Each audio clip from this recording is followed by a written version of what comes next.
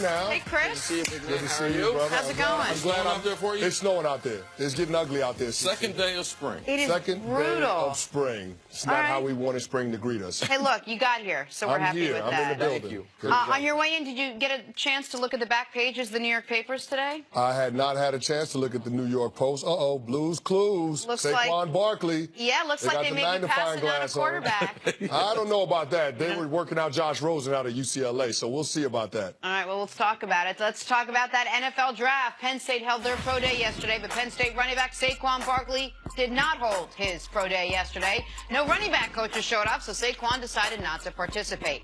Many wondering, is he the best player in the draft? But don't worry, Saquon's not wondering that. He already knows. Here he is talking to Kim Jones. You think you're the best player in this draft? Yes, ma'am. No doubt. Yes, ma'am.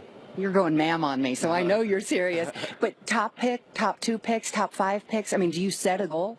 No. The mindset I have that it don't matter where you draft me. I can tell you you're gonna get a guy that's gonna come in, it's gonna work.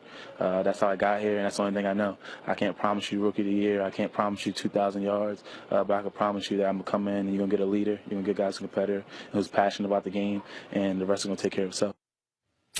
All right, Chris, what do you think? Barkley is worth a number 2 pick for your former team, or would you think they're crazy to pass on a quarterback? I'm not going to say he's not worth the number 2 pick because I think he's a fantastic player. I think you have to look at the situation that the franchise is in. And if you're the New York Giants coming off a historically bad season, 13 losses, the most in franchise history, you're trying to reset the franchise and get it to a point where you're able to have sustainable success. And I don't know how you do that without going the direction of a franchise quarterback. I think that when you look at the teams that have taken a running back in the top 5 in recent years, and I'm looking at the Jacksonville Jaguars last year, and looking at the Dallas Cowboys with Ezekiel Elliott 2 years ago, I think those teams are in unique situations where they needed a running back in order to be competitive. The Jacksonville Jaguars already had a talented defense, so what do you do that's able to complement your strength? You go out and you get a strong running game to go with an offensive line. The Dallas Cowboys had one of the best offensive lines in football, and they had so many holes in their defense that the only way that they could protect that unit was being able to control time of possession, and the running game allowed them to do that. And the Cowboys thought they had Tony Romo. They thought they had, they weren't going to draft a quarterback in the first round. I know they ended up drafting Dak, but people forget Romo was there coming off one of his better. They were going for it. Absolutely. They were going for it, which makes sense. Right, and that's what I'm saying. If you're the New York Giants and you were going to try to make a push with Eli Manning, I could understand justifying trying to take a running back with the 2nd overall pick. But that's not where the Giants are. If you look at the landscape of the NFC, I mean, there are 7 or 8 teams that you can point to and you say, yeah, those teams are clearly better than the New York Giants. So to me, you brought in Dave Gettleman and Pat Shurmur to help this franchise get back on track. And I don't know how you do that without solving the riddle that is, who's going to be the successor for Eli Manning in the next year or 2. Well, I think Gettleman, they've really muddied the water because they came in and said Eli is their guy. So now at number 2, the Giants they're very, very fortunate as a franchise. They have not been in this position too often. Eli Manning, last time they was in this position, and then I think there was another guy by the name of LT. Lawrence Taylor, 1981. So the times they have been in this position, they have drafted the right person. So you have to depend on the Giants and their ability, very rarely in this position, to get the right guy. You can't talk value of a quarterback and the quarterback being a franchise quarterback to a guy that is a running back. So if we're comparing to the quarterbacks, there's not going to be a comparison because the value that quarterbacks add to a franchise. But Barkley has the type of talent, and not like Fournette. I can understand their offensive line situation in Jacksonville, but this guy hadn't taken a pounding. I mean, he's dominated college football, but he doesn't have all those games. He doesn't have a lot of carries. He played in space a lot. So Penn State did a great job of protecting him. So for me, based on his talent, based on the impact that he can make, I could see the Giants taking him at number 2 because I believe that talent and that skill transfers from college football over to pro football. I'm against the Giants taking him at number 2, but it has nothing to do with my thoughts on him as a player. I think he's extraordinary. This is one of my favorite Saquon Barkley stats. First 2 games in college football, 33 carries, 210 yards, 3 touchdowns. Last 2 games in college football, 34 carries, 214 yards, 4 touchdowns. Like, he came in ready to dominate college football. He left dominating college football. I think he's awesome. I just look at the value of the pick And what best case scenario for Saquon Barkley? Best case.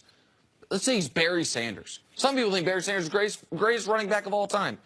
If you went back and redrafted Barry's draft, he doesn't go number 1. Knowing what we know, Troy Aikman's in that draft, he goes before him.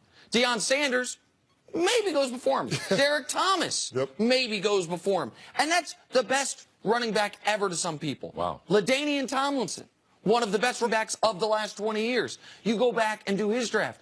He doesn't even go he wouldn't even be the first pick for his team. Because Drew Brees in the same draft, like they would have. Second round. You have to take Drew. You have to take Drew. Now they ended up getting both, so it worked out great. And maybe that's what the Giants think. We could take Saquon at 2 and still get Lamar Jackson at the top of the second round if that's the way they want to go. But if you believe in Josh Rosen or Baker or Josh Allen or Sam Darnold, but I don't think he'll be there, then I feel like it is incumbent upon you to take the opportunity to have the transition. It is so rare to be able to go Peyton to Luck, Favre to Rodgers. If you can do that, if you can go Eli to franchise quarterback X, this lost season of 2017 affords you that opportunity. I believe you've got to take it. And do you think one of these guys could be a big-time franchise quarterback? I think 2 of these guys will be. Rosen and? I think if it were my gut would say the top 2 guys, Rosen and Darnold. But I think, I mean, it is a bit of a crapshoot. My track record is about the same as a lot of NFL teams' track record on projecting the college to pro quarterback. I'm about a 50-50 hit-miss rate.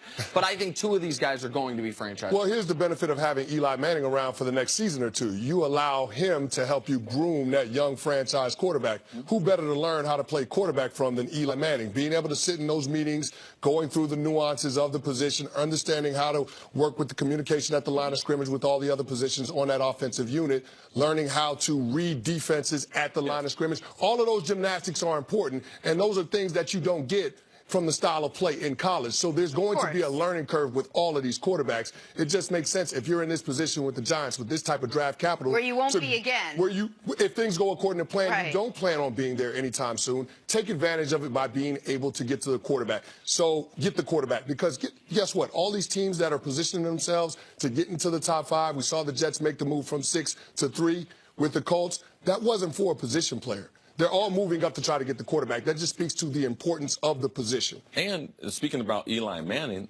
if they do select a quarterback with number 2, that might be the best place for long-term success.